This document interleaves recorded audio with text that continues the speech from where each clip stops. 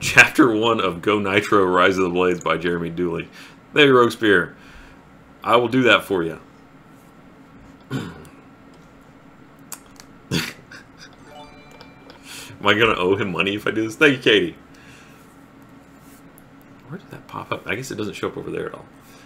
Yeah, batteries. Thank you, Tiny Clara. Go Nitro. Okay, let's see. This looks like mainly kind of narration stuff. So it's going to be...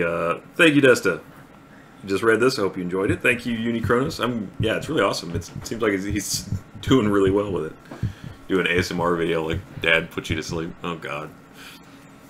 Okay, let's see. Chapter 1. A Project. A lone man stood in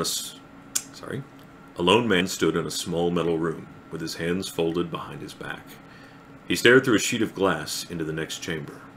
His eyes were locked on what was within. This was a man en route to becoming the most famous and infamous scientist in history. He was a man who was lost in an endless maze of thoughts.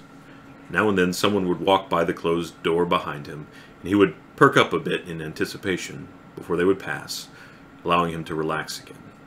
One of the most important meetings in existence was about to take place, and on the other side of the glass was the subject. His creation. A science project. Not his first, but by far his most important.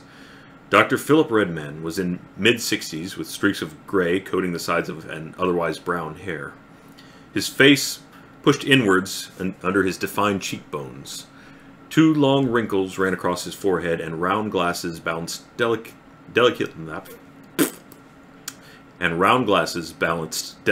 on the end of his nose. A long white lab coat hid most of his body. The crisp new fabric was, as of yet, unblemished. His old coats were tucked away, hiding the stains and scars of past experiments and failures. Some called Redman old, but most referred to him as experienced. Redman was known for his inventions designed for the betterment of mankind. Years of his life had been dedicated to pushing humanity further and further into the future, though no invention, no creation, had ever been as drastic as this one. As more moments passed, then the door to the room slowly eased open. The still silence was broken as the man stepped inside. His footsteps chimed off in a rhythmic and focused pace. They grew louder as he approached Redman, before stopping right behind him. "Professor?" The words hung in the air, motionless, waiting for a response. One last long breath left Redman. He turned. He turned his head, meeting the eyes of a tall, dark man with sleek hair and a wide jaw. He was wearing a jet black suit without a single wrinkle. The shirt underneath was a flawless white, and his shoes perfectly reflected the lights above. Redman could see an earpiece feeding unthinkable amounts of information. The professor simply nodded in acknowledgement. "Good afternoon," Redman said. Oh, sorry, this is Redman. This is the doctor. Shh, Maya. Oh, I haven't had time to think of a voice for this. Let's go a little readier, maybe. Good afternoon. He's older, though, so a little rougher. Higher but rougher. Sorry. This is with voice acting, usually you have to think of voices. Good afternoon. No, that's too close to the other. Good afternoon. There we go. Good afternoon, Redman said, as pleasantly as possible. Reaching into his jacket, the man pulled out his credentials, flipped them open. Yeah, okay. Flipped them open for a quick second, then quickly tucked them away again. "Agent Black Sterling," he said shortly. He took a few small glances around. His brow remained low as he did. He was like a machine, taking a mental image of everything surrounding him.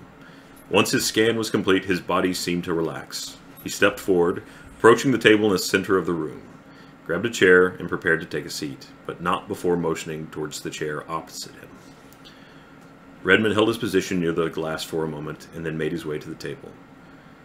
"Professor Redman, I don't want there to be any insinuation that I don't admire and appreciate the work you've done, but this meeting is necessary. I hope you can understand that. The well-being of our entire nation could be at risk because of you.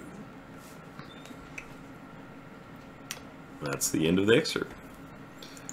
Sorry, I was not prepared to come up with voices on the spot. They sucked. I apologize. Sorry, Jeremy.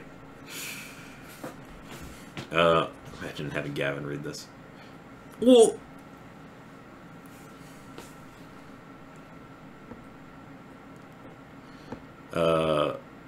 all right. Well, that is it. We will see you Thursday. Sounds like in honor of Rogue Spear, maybe we'll do some more, and because I just love it, PUBG, and I'll hopefully have working sounds and all that stuff again, though I will be lowering the gunshot sound so that he can delight in destroying my mind. So good night, everybody. Hope you have a wonderful couple days, and I can't see the chat anymore, so my bad. Let me see if I can fix that. But I hope you have a wonderful couple days, and I will see you guys hopefully Thursday. Bye.